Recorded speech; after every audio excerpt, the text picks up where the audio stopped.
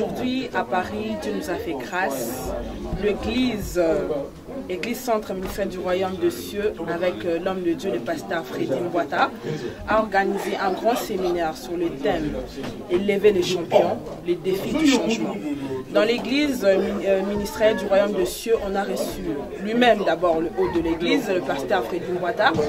On a reçu le pasteur Alain Piadi, l'évêque Alexandre Amazou et l'apôtre William Kindé de l'Italie.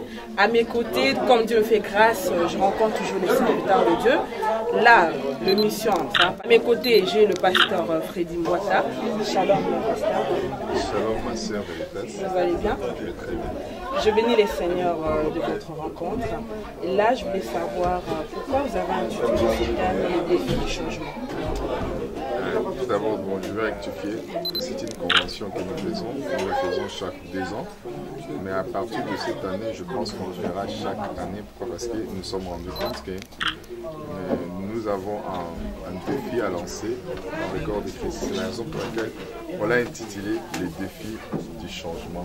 Parce que nous avons un challenge. Nous voulons aujourd'hui pas simplement être à l'église, mais nous voulons manifester ce que nous sommes dans notre génération et dans la société, surtout dans le monde. C'est la raison pour laquelle on dit c'est un défi, parce que les changements c'est quelque chose qui ne se fait pas facilement.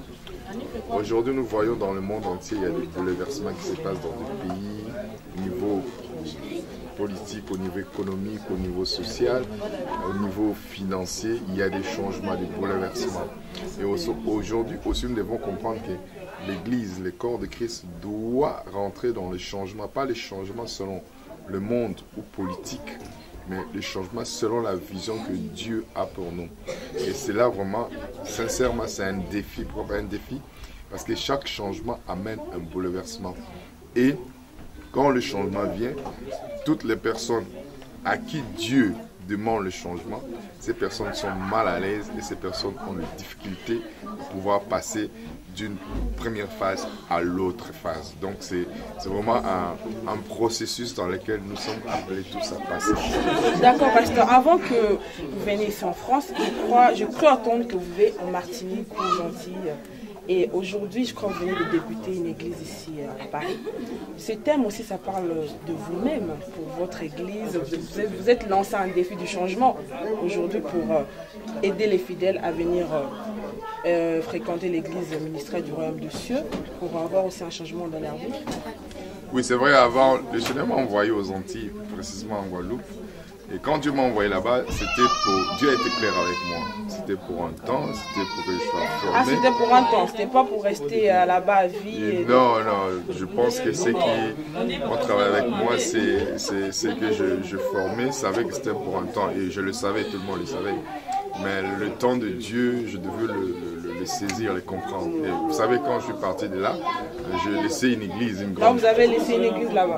Normalement, ce sont des apôtres qui bâtissent une église, qui laissent une église. Mais ce n'est pas au pasteur de bâtir une église, après de laisser l'église, de venir bâtir encore une autre église. La Bible dit on reconnaît un arbre par ses fruits. Je n'ai pas besoin qu'on m'appelle apôtre. Mes œuvres le manifestent. Ce n'est pas un titre. Donc aujourd'hui, vous avez bâti une église là-bas. L'église que vous avez bâtie en Guadeloupe, l'église a le même nom que le même nom qui vous avez donné ici, le centre ministère de Royaume de Cieux. L'église aussi à Guadeloupe, c'est le même nom que vous avez laissé là. J'ai bâti l'église, ça avait le même nom. Mais quand je suis parti, j'ai donné l'église à un autre ami. Donc je ne suis plus pasteur de cette église. Cette église ne m'appartient plus.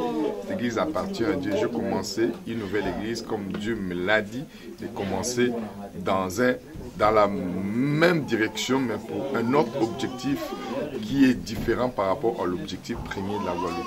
Vous avez dit une chose très importante, vous avez dit que vous avez donné l'église à un ami. Et cet ami-là, c'est un pasteur, vous avez eu la conviction de donner cette église.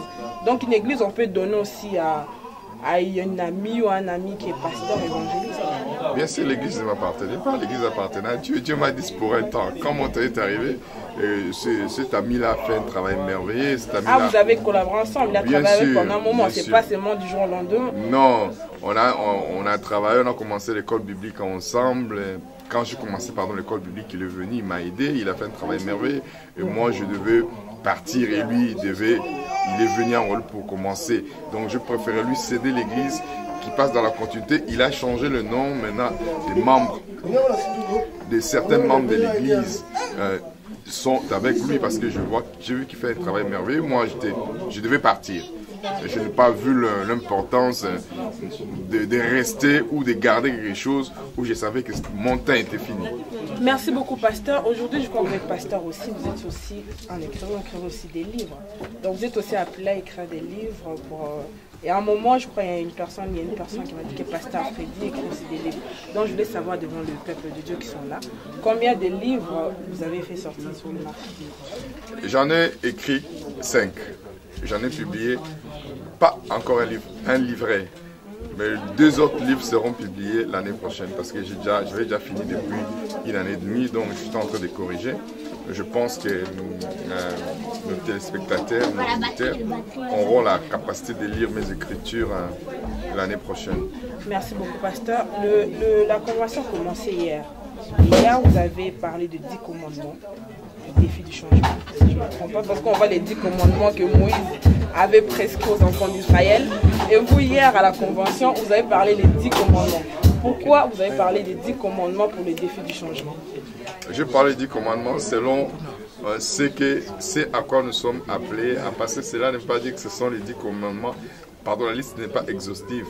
Cela ne veut pas dire qu'il y aura seulement 10 commandements, mais par rapport au travail que je fais, par rapport constant, par rapport à la réalité et par rapport à la façon dont je me suis rendu compte que nous sommes appelés à procéder. Donc j'en ai énuméré 10. Pourquoi vous n'avez pas énuméré 5 commandements? Parce que Moïse avait donné 10 commandements. Vous aussi, vous êtes le Moïse des 10 commandements pour le changement du défi. Si vous voulez l'interpréter comme ça, il n'y a pas de souci.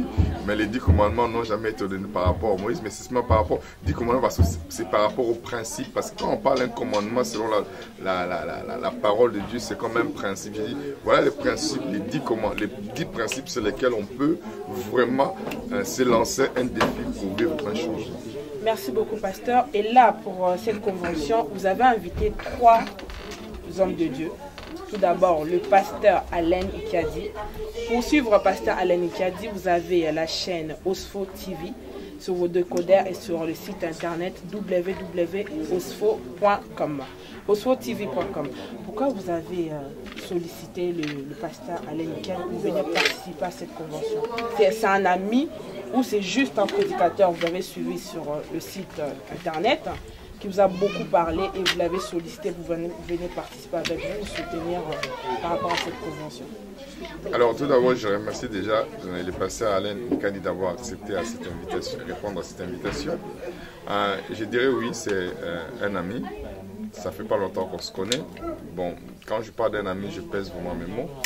L'amitié n'est pas une fréquentation, c'est vraiment une alliance. C'est une alliance que je fais avec l'apôtre Alain Ikiadi. Je l'ai rencontré au travers d'une sœur qui m'a parlé de lui. Et je sentais dans mon esprit que je devais aller le voir chez lui à la maison. Je l'ai appelé, il était très ouvert. Et quand je suis arrivé chez lui à la maison, je me suis senti comme si je le connaissais depuis longtemps. Et avec sa femme, on a parlé. Et puis le courant est passé sans se poser de problème. Personnellement, je suis méfiant, mais je n'ai jamais été méfiant avec lui. Je me suis livré, puis on a parlé. Et je trouvais qu'il avait un esprit, ça m'a beaucoup touché, un esprit d'amour et d'excellence. Un esprit de pouvoir aller plus loin. Et il a la compréhension de la façon dont fonctionne le système de Dieu, donc le royaume des cieux. Ça m'a beaucoup encouragé, je l'ai encouragé. Et je lui ai dit, mon frère, je pense qu'on doit avoir la main d'association pour travailler pour l'expansion du corps de Christ. Et je bénis beaucoup le travail qu'il fait. Et c'est un excellent enseignant. On a écouté ce matin et vous écoutez ces enseignements à la télé Osfo TV. Ce n'est pas une question, je l'ai invité pour enseigner, mais je l'ai invité pour que nous puissions travailler dans la collaboration afin de pouvoir impacter notre génération. Je crois qu'il fait partie des enseignants, des prédicateurs qui, dans notre génération, ont besoin de changer les choses. Merci beaucoup, pasteur. Que le bon Dieu soutienne votre amitié, que ce soit l'amitié comme Jonathan et David. Et on va parler aussi de l'apôtre Kindé.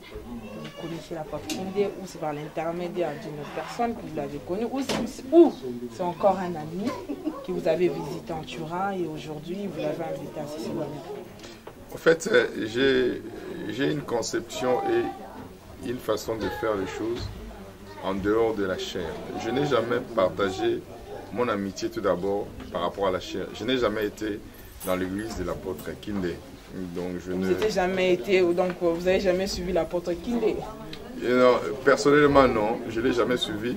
Et comment ça se fait aujourd'hui, l'apôtre Kindé est sur l'affiche, venir participer à cette convention? Simplement parce que j'ai été voir un pasteur. Non, par l'intermédiaire d'une autre personne qu'aujourd'hui... Non, ça ne s'est pas passé comme ça. J'ai été voir un pasteur et aller voir ce pasteur, je rencontrais l'apôtre Kindé qui était dans son église, qui enseignait. Je devais aller l'écouter, mais je n'ai pas eu le temps. Mais on a eu un laps de temps, on a discuté. Pendant qu'on discutait dans mon esprit, je savais que c'est la personne dont j'avais besoin par rapport à ce que Dieu me disait de faire ici. Parce que bon, je ne révèle pas encore ce que Dieu va faire avec nous. Parce que nous sommes au début, nous sommes en train de poser les fondements. Je laisse le temps et j'expliquerai ma raison, surtout la raison pour laquelle j'ai laissé l'église et je suis venu pour recommencer tout à zéro. J'expliquerai. Quand j'ai rencontré l'apôtre Kindé, en parlant avec lui, j'étais convaincu que c'est l'homme dont j'avais besoin ici, pas en France, mais en Europe, avec qui je devais travailler. Et je l'ai appelé, je l'ai eu au téléphone, j'ai dit, écoute, je sens dans mon esprit qu'on doit travailler ensemble. J'aimerais que tu viennes pour qu'on puisse discuter, qu'on puisse voir comment on peut mettre les choses. Là, c'est ce qu'il a fait. On a discuté et après, je lui ai dit, écoute, j'aimerais que tu viennes. J'ai une convention qui va commencer, c'est une première. J'aimerais que tu sois parmi les premières personnes qui vont poser la pierre dans l'édifice. Et il n'a pas lésigné. Il m'a dit oui. Et il est venu. Donc voilà comment on s'est rencontrés. On ne s'est pas rencontrés au travail d'un ami, mais je l'ai rencontré. Et dans la discussion, j'étais convaincu que je devais me lier d'amitié avec lui et établir ce que nous sommes en train de faire. Merci beaucoup, pasteur. Et pour finir avec l'évêque Alexandre Amazou. Et pasteur Alain, c'est un Congolais comme vous, comme moi. L'apôtre William, c'est comme moi et vous, on est de tous les Congolais. Et ce qui me marque, vous avez invité une autre personne de l'extérieur qui est ivoirienne, si je ne me trompe pas, l'évêque Alexandre Amazou. Et pareil comme tout le pasteur que je vous posais la question, vous l'avez connu, il est un ami ou par l'intermédiaire où on doit parler aussi de lui. Aujourd'hui, vous l'avez invité à cette convention. Alors, il m'a été recommandé par un ami personnel, Yvan Cassano, avec qui nous travaillons depuis 6 ans, si j'ai une bonne mémoire. Et par rapport à nos relations, il m'a dit, j'ai un ami et j'aimerais bien te recommander pour l'église. Et je fais la démarche, je l'ai invité. Et en l'invitant, nous avons parlé, nous avons discuté, il est venu. Bon, pour nous, ce n'est pas une question de nationalité, c'est une question du royaume des cieux. Nous sommes tous des fils et des filles du royaume. Si je l'ai invité, c'est parce que c'est un homme d'intégrité, c'est un homme qui a fait ses preuves, c'est un homme qui sait là où il va. Et c'est un homme qui apporte beaucoup dans le royaume des cieux. Donc je l'ai invité par la recommandation d'un ami personnel, d'un ami commun, Yvan Castano. Et je pense que cette amitié que nous avons avec Yvan, c'est la même amitié que nous allons bâtir avec l'évêque Alexandre Amazou. Merci beaucoup, pasteur. Pasteur, pour clôturer cette interview avec vous, quelle est votre mission sur cette terre? Alors, ma mission sur cette terre, c'est d'accomplir ce pourquoi Dieu m'a appelé. La première chose, c'est amener les âmes au salut. Et la deuxième chose, enseigner ces âmes, pas simplement à être nés de nouveau, mais à découvrir leur identité et à développer leur potentiel pour qu'ils puissent impacter et manifester les caractères de Dieu sur terre, dans l'accomplissement du plan et de la volonté de Dieu pour leur vie. Voilà ma mission sur terre. Merci beaucoup, pasteur Freddy Mbouata, que les bons Dieu vous bénissent. Les bien-aimés dans les Seigneurs, là on est bien sur la chaîne osfotv.com et sur vos décodeurs. La convention a commencé depuis le 13 juillet et la convention se clôturera le 17 juillet à 19h, si je me trompe pas. À 16h. À 16h. Donc, les bien-aimés dans le Seigneur, je vous invite à la convention. Je vous donne l'adresse. L'adresse est située au 10 rue de Ris, 91, je suis habituée à 93, 91 170 Viry-Châtillon. Vous prenez le RRD à partir de la gare de Lyon, vous descendez à l'arrêt Viry-Châtillon. Pasteur, moi, je suis aussi l'invité. Vous pouvez expliquer au peuple de Dieu comment se diriger pour venir jusqu'à l'église?